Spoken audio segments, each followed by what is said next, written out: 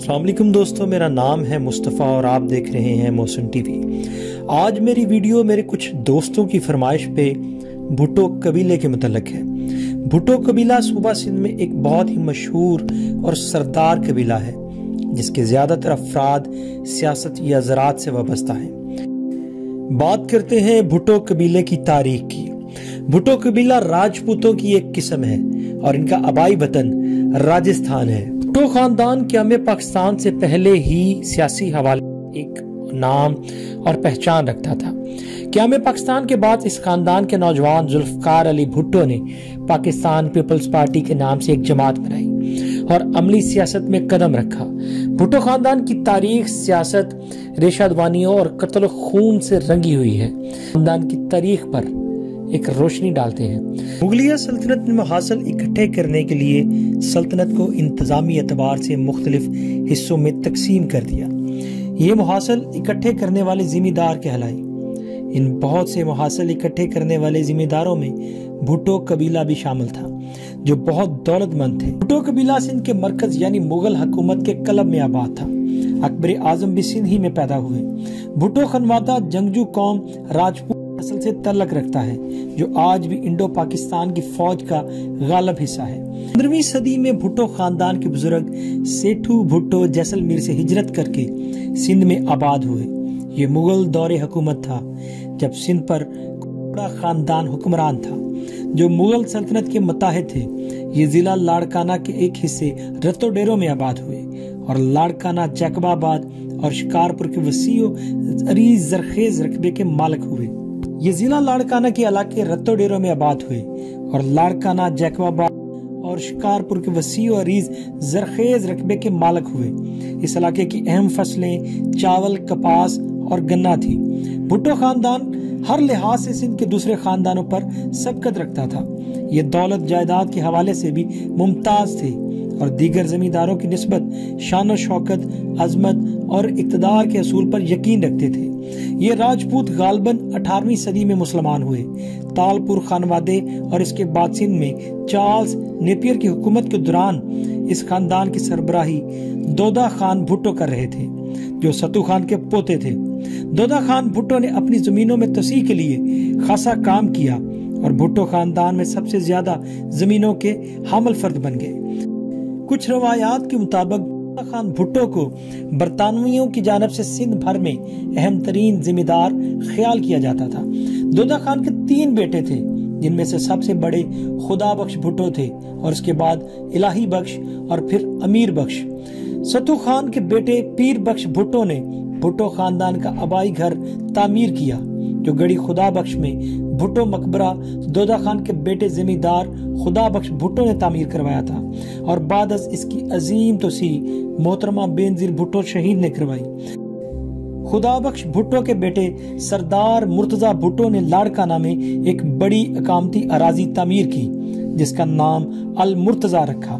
میر علی مراد خان تالپور نے پیر بخش خان بھٹو کو بلایا اور ان کے بیٹے بخش خان بھٹو کو اپنے دربار میں جگہ دی۔ در حقیقت انہوں نے بھٹو خاندان کی جانب سے بغاوت کے خدشے کے پیش نظر ان کے بیٹے کو اپنے ہاں رکھ لیا جو بظاہر دوستی پر معمول تھا لیکن در پردہ طور پر نظر بندی تھی۔ ایسا کرنے کی وجہ بھٹو خاندان کی لڑاکا اور جنگجوانہ فطرت تھی، باعث ان کے اطراف کے لوگ ان کو خطرہ تصور کرتے تھے۔ برطانوی حکومت جو پورے برصغیر پر قبضے کے خواہاں تھے وہ سندھ میں تالپوروں کو نہیں چھوڑ سکتے تھے۔ اپنے تمام تر وعدوں اور دوستی و تعاون کے باوجود انہوں نے مارچ 1843 میں سندھ پر قبضہ کر لیا اور تالپور حکمران کو ماں خاندان کلکتہ بھیج دیا گیا۔ جب تالپور گرفتار، جلا وطن اور قید ہوئے اور برطانوی حاکم بنے تو زیادہ تر زمیندار خوف زدہ ہو گئے اور اپنی نئی غیر ملکی آقاؤں کی خوشنودگی کے لیے گڑ گڑانے لگے، لیکن یہ اعزاز بھی بھٹو خاندان کے حصے میں آیا جنہوں نے اپنی سابقہ روش اور عظمت برقرار رکھی۔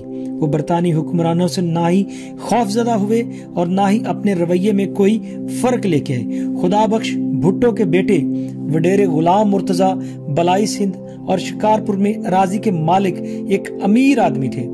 میر غلام مرتضی اور ان کی عزت نفس کے حامل والد خدا بخش کے خلاف کئی جھوٹے مقدمات کا یہ ختم نہ ہونے والا سلسلہ شروع ہو گیا۔ انہوں نے برطانوی اور ان کے حاشیہ بردار زمینداروں کی ریشہ دوانیوں اور مظالم کے خلاف دفاع میں پانی کی روپیہ بہایا۔ ایک دن خدا بخش بھٹو زمینوں کی دیکھ بھال کے لیے جیکب آباد گئے تو وہاں کلہاڑیوں کے وار کر کے انہیں قتل کر دیا گیا۔ یہ بھٹو خاندان کا پہلا قتل تھا۔ برطانویوں سے بچ کر غلام مرتضیٰ نے بہاولپور میں پناہ لی، لیکن جب برطانویوں نے ریاست بہاولپور پر قبضے کی دھمکیاں دیں تو آپ نے نواب کا شکریہ ادا کیا اور دریائے سندھ عبور کر کے سلطنت افغانستان میں پناہ گزین ہوئے، جہاں وہ شاہی خاندان کے مہمان بنے۔ اس غصے میں برطانوی حکمران نے 1896 میں ان کے تمام املاک پر قبضہ کر لیا۔ پولیس سپرنٹینڈنٹ کے ذریعے ان کے اہل خانہ پر دباؤ ڈالا کہ وہ صرف تن کے پہنے کپڑوں میں ہی رتو ڈیرو کے علاقے میں قائم اپنے گڑی خدا بخش والے عالی شان گھر کو چھوڑ کر نکل جائیں۔ بالآخر برطانوی حکمرانوں کے ساتھ ایک معاہدے کے بعد غلام مرتضیٰ لاڑکانہ واپس آئے، تاہم ان کے دن گنے جا چکے تھے۔ ان کی صحت دن بدن گرنے لگی اور وہ شدید بیمار پڑ گئے۔ حکیموں اور گاؤں کے ویدوں نے شبہ ظاہر کیا کہ ان کو زہر دیا جا رہا ہے، لیکن وہ زہر دینے والے ذریعے کی شناخت نہ کر سکے۔ ان کے کھانے اور پینے کے پانی کو انہیں دینے سے پہلے باقاعدہ چکھا جاتا، لیکن زہر دینے کا سلسلہ جاری رہا، یہاں تک کہ 1896 میں 27 برس کی عمر میں وہ انتقال کر گئے، جس کے بعد زہر کے ذریعے کی شناخت ہوئی جو کہ ان کا حقہ تھا۔ وہ رات کے کھانے کے بعد حقہ نوش کرتے تھے۔ یہ بھٹو خاندان کا دوسرا قتل تھا۔ مرتضیٰ بھٹو کے بعد تمام تر ذمہ داری ناپختہ و کم عمر شاہ نواز خان بھٹو کے کاندھوں پر آ گئی۔ اتنے بڑے کنبے کی دیکھ بھال، مختلف اضلاع میں وسیع و ریز رقبے کی ذمہ داری اور خاندانی مخالفتیں اور سرکوبی اور ماندانہ سرگرمیوں کا انتظام بہت بڑی ذمہ داریاں تھیں۔ اس لیے برطانوی حکومت نے اس کے چچا الہی بخش جو ممتاز بھٹو کے دادا ہیں ان کو ان کا مختار بنایا، جس نے شاہ نواز کی تعلیم اور زمین و جائیداد کا احسن طریقے سے خیال رکھا۔ 1908 میں جب شاہ نواز بھٹو اپنی تعلیم مکمل کر کے گاؤں واپس آئے تو کچھ عرصہ بعد ایک دن اپنے چچا کے ساتھ لاڑکانہ شہر کے ڈپٹی کلیکٹر سے ملاقات کے لیے گئے۔ شام ڈھلے واپسی پر دونوں روٹی کھا کر سو گئے اور صبح کو الہی بخش کو مردہ حالت میں پایا۔ کچھ لوگوں کا خیال ہے کہ اس کو دل کا دورہ پڑ گیا، جبکہ پیشتر کو شک تھا کہ اس نے خودکشی کی ہوگی۔ الہی بخش کی موت کے بعد اس کے 2 بیٹوں کو اہل و عیال کی ذمہ داری بھی شاہ نواز بھٹو کے کاندھوں پر آ گئی۔ رتو ڈیرو لاڑکانہ سے 28 کلومیٹر پر ایک ذیلی ضلع ہے۔ اس قصبے میں بھٹو خاندان کے بنگلے اور وسیع و ریز زرخیز زمین ہے، جہاں ان کے بہت سے رشتہ دار رہتے ہیں۔ پہلا بھٹو خاندان جو جہاں قیام پذیر ہوا وہ رسول بخش خان بھٹو کا تھا۔ ان کے بعد خان بہادر احمد خان بھٹو پگدار بنے۔ سردار واحد بخش خان بھٹو کے بھائی نواب نبی بخش بھٹو دہلی مقننہ کے رکن رہے۔ کچھ عرصہ لاڑکانہ کے ڈسٹرکٹ لوکل بورڈ کے صدر بھی رہے۔ ان کے بیٹے ممتاز بھٹو سندھ کے وزیر اعلیٰ اور قومی اسمبلی میں وفاقی وزیر بھی رہے۔ یہ شہر سیاسی قائدین کے حوالے سے بھی جانا جاتا ہے۔ اس دھرتی کے اہم سپوت سر شاہ نواز خان بھٹو، نواب نبی بخش خان بھٹو، ذوالفقار علی بھٹو، بینظیر بھٹو اور ممتاز علی خان بھٹو شامل ہیں۔ سر شاہ نواز بھٹو رتو ڈیرو میں 1888 میں پیدا ہوئے۔ آپ خدا بخش بھٹو کے پوتے اور مرتضیٰ بھٹو کے بیٹے تھے۔ آپ کو تعلیم کے لیے انگلینڈ بھیجا گیا۔ جب سر شاہ نواز 1908 میں ہندوستان واپس آئے تو انہیں ان کی تعلیمی اور خاندانی پس منظر اور ذہانت و انتظامی صلاحیتوں کی بنا پر ہندوستانی برطانوی سوسائٹی میں بڑی قدر و منزلت کی نگاہ سے دیکھا گیا۔ وہ برطانوی ہندوستان میں سندھ کے ترجمان سمجھے جاتے تھے اور انہی کی کوششوں سے سندھ کو بمبئی سے الگ درجہ دیا گیا۔ 1925 میں سر شاہ نواز بھٹو سندھ نیشنل محمدن ایسوسی ایشن کے صدر بنے۔ 1937 میں سندھ کے نمایاں جاگیرداروں میں سر شاہ نواز بھٹو، اعلیٰ بخش، عمر سومرو اور یار محمد جنیجو کی سرکردگی میں سندھ یونائٹڈ پارٹی میں تشکیل دی گئی۔ 1940 میں سر شاہ نواز بھٹو نے سندھ پارٹی قائم کی۔ 1947 میں آپ ریاست جوناگڑھ منتقل ہو گئے اور ریاست کے دیوان یعنی وزیر اعظم کا عہدہ سنبھالا۔ یہاں وہ دیوان شاہ نواز کہلائے۔ 1947 میں دیوان شاہ نواز نے نواب آف جوناگڑھ کو انڈیا سے الحاق پر زور دیا۔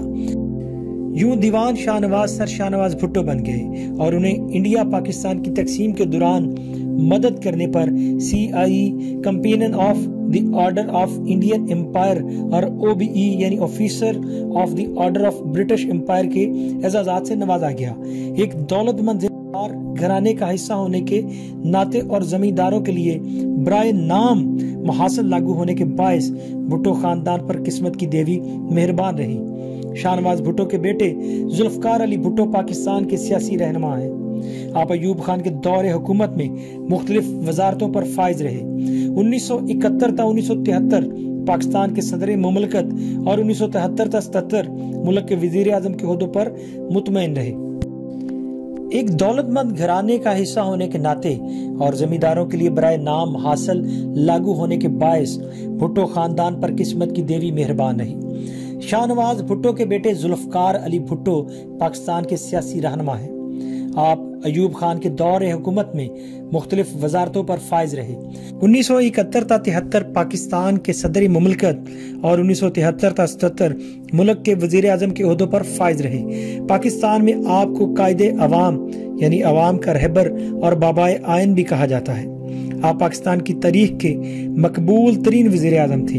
1977 के आम इंतखाबात में धांधलियों के सबब मुल्क में खाना जंगी की सी कैफियत पैदा हो गई।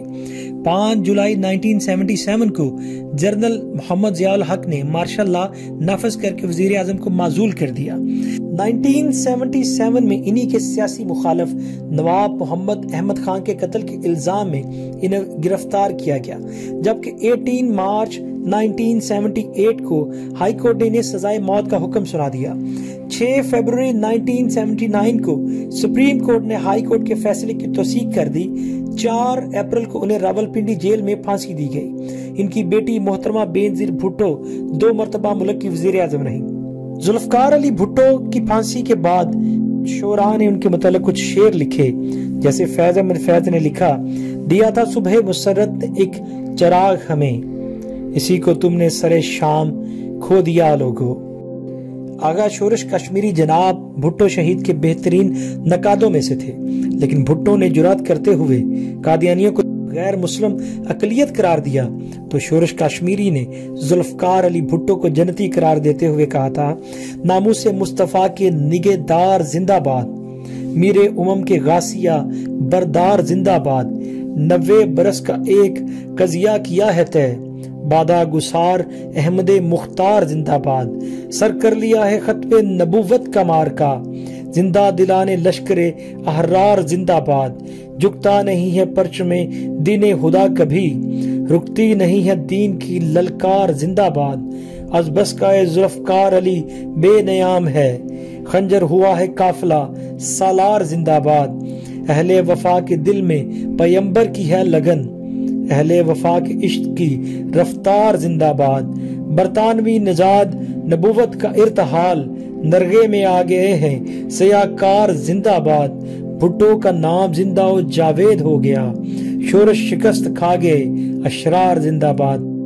और मोहसिन नकवी ने कायदे अवाम को खराज अकीदत पेश करते हुए कहा था, अली की जुल्फकार था वतन का इफ्तिखार था, वो जिंदगी के गुलस्तान में बेखजा बहार था, वो रहनुमाए मुमलकत वतन का ताजदार था, सर अदू के वास्ते वो तेग बेनयाम था, वो कायदे अवाम था, वो कायदे अवाम था, वो हंस पड़ा तो खिल उठी कली कली किरण किरण कि उसके दम से बन गई गली गली चमन चमन, बना रहा था देश को इरम इरम अदन अदन, वो शेर दिल जवान था, वो मर्द नाम था, वो कायदे अवाम था, वो कायदे अवाम था, वो वलवलों का ताजवर, वो हौसलों का तर्जमा, वो दुश्मनों के वास्ते था एक बरके बेअना, वो मंजिलों की जुस्तजू में हर घड़ी रवा दवा कि इसकी फिक्र आहनी की जद में सुबह शाम था, वो कायदे अवाम था,